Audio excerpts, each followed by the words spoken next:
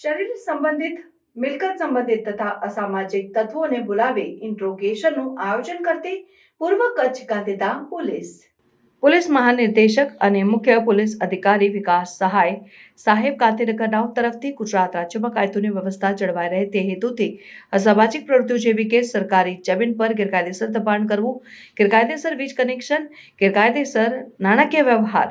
ગેરકાયદેસર પ્રોહિબિશન, જુગારની પ્રવૃત્તિ સાથે સંકળાયેલા શરીર સંબંધિત તેમજ મિલકત સંબંધિત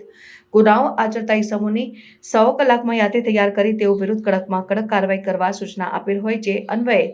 પોલીસ મહાનિરીક્ષક ચિરાગ કોરડિયા સાહેબ, સરહદી રેન્જ ભુજ તથા પોલીસ અધિક્ષક સાગર બાગમાર સાહેબ, પૂર્વ કચ્છ ગાંધીધામના તરફથી જિલ્લામાં આવી પ્રવૃત્તિ આચરતા ઇસમો પર રોક લગાવવા અને જરૂરી અટકાયતી પગલાં લેવા સૂચના આપેલ હોય જેથી પૂર્વ કચ્છ ગાંધીધામ જિલ્લામાં 2 કે તેથી વધુ ગુનામાં પકડાયેલ શરીર સંબંધી આરોપીઓ, મિલકત સંબંધી આરોપીઓ તથા સામાજિક તત્વોને પોલીસ હેડક્વાર્ટર્સ ગાંધીધામ ખાતે બોલાવવામાં આવેલ. આમાં કુલ આરોપીઓ હાજર રહેલ અને નાયબ પોલીસ અધિક્ષક અંજાર, બચાવ, તમામ પોલીસ સ્ટેશનના અધિકારીશ્રીઓ, police inspector, LCB, SOG, LIB, police headquarters અને પોલીસ સબ ઇન્સ્પેક્ટર RB9 હાજર રહેલ. આ મીટિંગમાં પોલીસ અધિક્ષક સાગર બાગમાર સાહેબ તથા તમામ આરોપીઓને જણાવેલ કે ગુનો કરતા આરોપીઓ પોલીસની નજરમાં હોય અને પોલીસ દ્વારા આરોપીઓને અવારનવાર ચેક પણ કરવામાં આવે છે જેથી તમામ આરોપીઓને ગુનાઓ ન આચરવા તથા હવે પછી ભવિષ્યમાં આવી ભૂલો નહીં કરવા માટે તેમજ આવા ગુના કરવાથી પાછળ કુટુંબ, બાળકોને હેરાનગતિ ભોગવવાનો વારો આવે છે જેથી તમામ આરોપીઓને હવે પછી ગુના નહીં આચરવા જણાવવામાં આવે. જો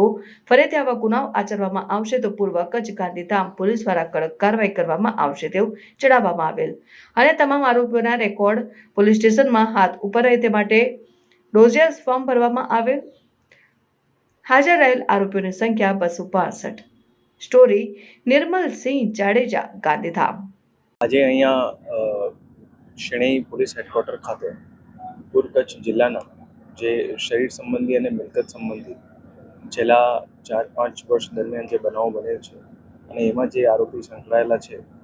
એ આરોપીઓનું અહીંયા જિલ્લા હેડક્વાર્ટર ખાતે એક ઇન્ટ્રોગેશન રાખવામાં આવેલું હતું અને એની સાથે સાથે એ લોકોને ખાસ સમજ પણ કરવામાં આવી છે કે ફરીથી ક્રાઇમની સાથે સંકળાય નહીં અને નહીં સંકળાય તો એમના પરિવાર અને એમનું સમાજને પણ જે છે અને ઓવરઓલ આખા આપણે